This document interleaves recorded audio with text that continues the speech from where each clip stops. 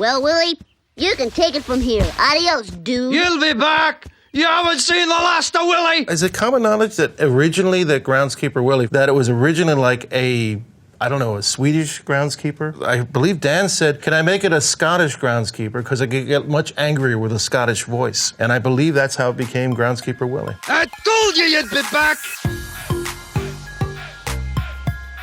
Hi, everybody. This is David Silverman. I've been on the show a very long time. He's one of the iconic directors of The Simpsons who literally saved the day at the very beginning of the show. I'll go along with that one. And this is Matt Selman, a remarkably creative showrunner. I'm so glad he is on our show and taking real interesting chances, not driving us off the cliff at all, but higher up near the cliff. Near.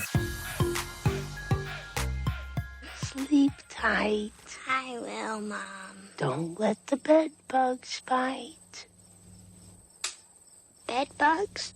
We were the first of this idea, this concept of taking the sitcom style of writing a show with a writer's room with animation. I remember very well Matt coming the first day. We were all happy to meet him. We loved Life in Hell. And he was a great guy, and he went through these sketches for the first episode, Goodnight Simpson. The first show I directed was, in fact, Bart the Genius. This is a big day for you. Why don't you eat something a little more nutritious? Nonsense, Marge. Frosty Crusty Flakes are what got him where he is today.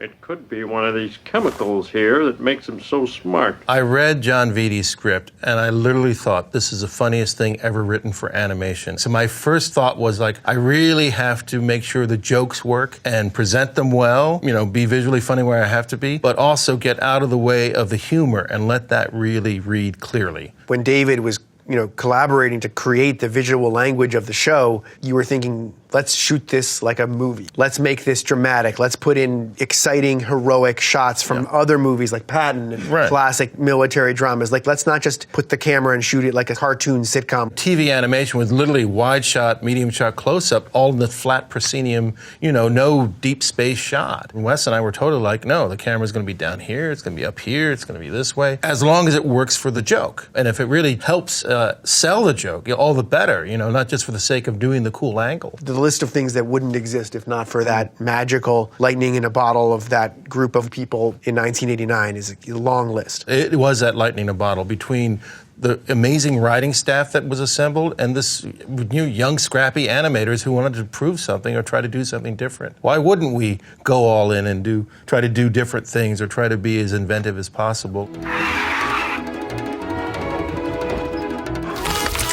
Well, usually the couch gags and chalkboards are not connected to the writing process of storytelling. So if you have writers who aren't busy on any given day, we'll try to think of funny ideas for the season ahead of time and put those into a parallel production process. So we'll have a bunch at the beginning of every season, and then if a show is short and we have a long couch gag, we'll use the long one. If the show is long, short couch gag, we use that one. If it's like a milestone episode, like we have our 750th episode coming up, we're trying to think of a really whammo, grand slam, super memorable, blow them away couch gag. I mean, one of the ways the show, I think, stays fresh now is by bringing in outside talent to do the couch gags for us, which is also easier for us. Guillermo del Toro did it, Bill Plimpton. It really started with Al getting in touch with people who did the Banksy documentary. The storyboard came from him, and actually it was Karen Carnegie who did that, one of our retake directors. The Triffids of Belleville animator. Yeah, Sylvain Chomaine, director, designer, animator. That's one of the highlights we ever did. Another cool thing we've done with the couch gags is to reach out to fan artists. I feel like it's really important to embrace people that love the show and love to reinterpret it in their own personal style. Like we had a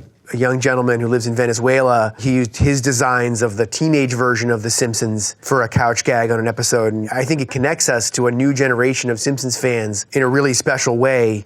David animated a classic Simpsons sequence of Homer eating his way through New Orleans. Then these Swiss super fans recreated it themselves, eating the food, the exact food, in the exact way that David animated it. He told me how difficult it was. And I said, well, I hadn't planned on you doing it in live action, but good for you guys. They now do couch gags for us, and they've done a couple. They did one with like potato stamps of The Simpsons. They did one like a Google Doodle. Janine and Katrin just poured their passion into the show, and now they're part of our creative family. So it's amazing. It's also less work for us.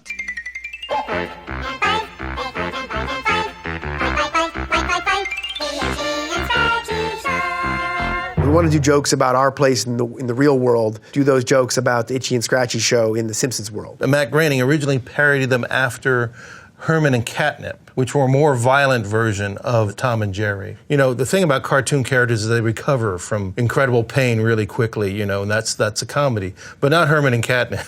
As a kid, I watch it going like, there's something off about these cartoons. My favorite example of getting pushback was not from that, but we had an episode called The Front where Grandpa is fronting for Lisa and Bart writing episodes for Itchy and Scratchy. And there's a shot that has caricatures of like Jim Reardon and a few other animators. To make Itchy and Scratchy seem more realistic, animators study real cats and mice. And then the Jim Reardon puts a small firecracker in the cat's mouth. Is that real dynamite? No. And they go out in the hallway, boom, and the door flies off the hinges. They said, well, you can't do that. I said, well, we do that to Itchy and Scratchy all the time. And literally the response was, yes, but those are a cartoon. You can definitely write episodes on secondary characters, and they can be related to, usually or tangentially at least related to the family, or maybe completely related to the family, but it works very well. Cletus is a mainstay. We've done that a few times. We have one coming up with Duffman. Yeah, Duffman. Getting his bags at the airport. Mine? Not mine. Disco Stew was a great character that came out of nowhere where they had the rummage sale. They had the rummage sale. Stu, you should buy that. Hey, Disco Stew doesn't advertise. Combination of the way the character looked and Hank Azaria's hilarious voice for it, that became a regular character. We've used Disco Stew in so many different ways. He's become part of, you know, the mainstay of characters. We've done that with a lot of characters. Captain McAllister, the sea captain we've done it with. We have an episode coming up where we get inside the heart of Carl Carlson. Definitely Groundskeeper Willie. If I don't save the wee turtles, who will?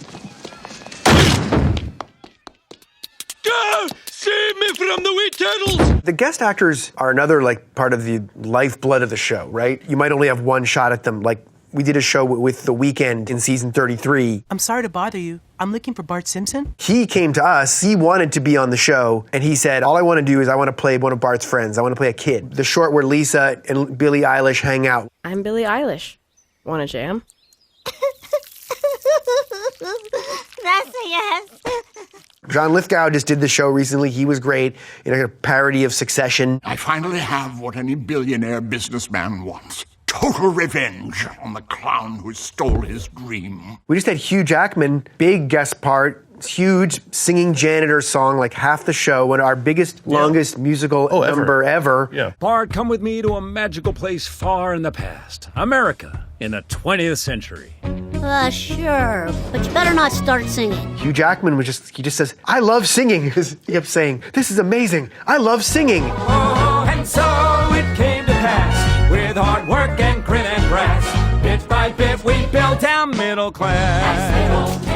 That was like a very special episode. Like, that's the kind of thing that I think it's important that the show is doing now, is we're really trying to be experimental. Anyone from a species that has mastered intergalactic travel, raise your hand.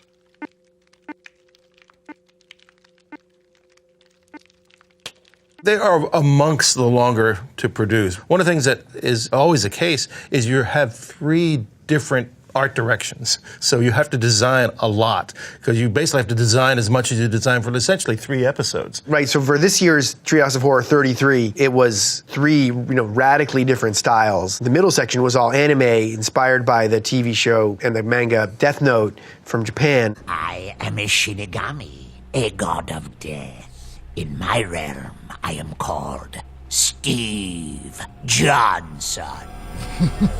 The show was designed and directed by Rob Oliver, the director of the episode, and David, of course, always makes everything better. The execution of the animation, we went to a Korean anime house. This has been one of the things that has connected to fans like I've never seen. Oh, incredibly. So it was a terrific collaboration, and the reaction has been fantastic, which to me wasn't a giant surprise, because I know how much there's a great, great love for anime in this country, and it's just been growing. I'm happy to see, because I've always adored anime. So I knew that was going to hit it through the roof.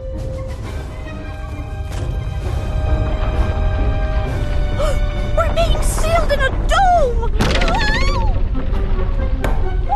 Well, we probably started the movie in 2003, right? They reassembled the dream team of classic writers to write the movie. When they got tired, I came in and sort of watched the rest of it happen. It helped out where I could. And, you know, it really came from Jim and Matt and Al at the time, I think, were the three main creative forces. I mean, David directed it, and they just wanted to sort of do a simple story of Homer, you know, learning not to be selfish, but play it out in this epic, grand scheme. And I think it was an amazing accomplishment. How did the pig tracks get on the ceiling?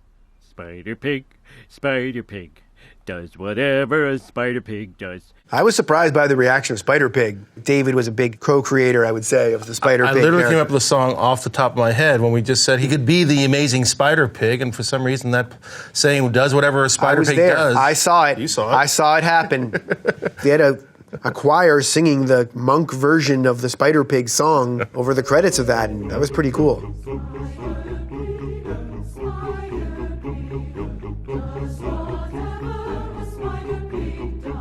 We had a lot of rewrites. We had a lot of false starts. For one crazy weekend, the villain of the movie was Hank Scorpio. Right. Because the villain, played by Albert Brooks, who's one of the iconic guest actors, and he's played a lot of really funny guest parts. He's a jock, the bowling instructor. First, you must get to know your lane.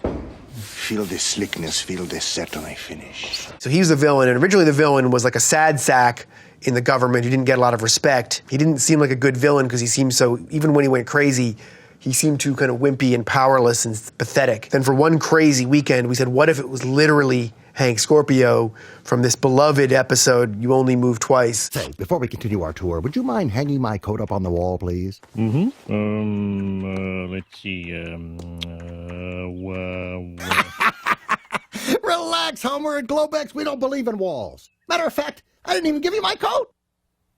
We should put out the Hank Scorpio draft. I wonder if anyone has it. It was Albert Brooks who was like, I don't think it's a good idea. He didn't think it was a good idea. Yeah. So he basically did a character like Hank Scorpio, who wasn't Hank Scorpio, essentially. Because I'm a rich man who wanted to give something back. Not the money, but something. So here is our chance to kick some ass for Mother Earth. It cleared a lot out of the way. We had a lot of backstory. We realized it was taking away from The Simpsons, and it's a Simpsons movie, and we want to see The Simpsons, as opposed to getting really deep into a brand new character. And these are, you know, interesting lessons you learn when making these characters into a movie. Almost! Boy, that was close. Hey, what's up for today, Nettie? Homer, we're gonna visit the boy's grandmother. Family only, you know? Oh, okay.